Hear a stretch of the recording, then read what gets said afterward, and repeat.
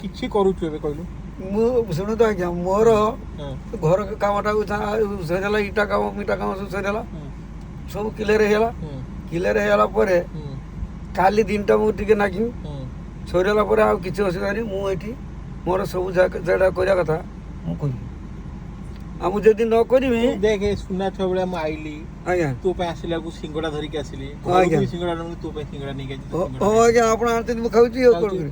ଆଉ ସବୁ ହେଲେ ଏଇ ଦାୟିତ୍ୱଟା କିଏ ନେବ? ଦାୟିତ୍ୱଟା ମୁଁ ନେଉଛି, ମୁଁ ଆଉ କିଛି କରିବା ସାର୍ ନା ଆଜ୍ଞା। ମୁଁ ତ ମୁଁ କିଛି ମନା କରୁଛି ନା।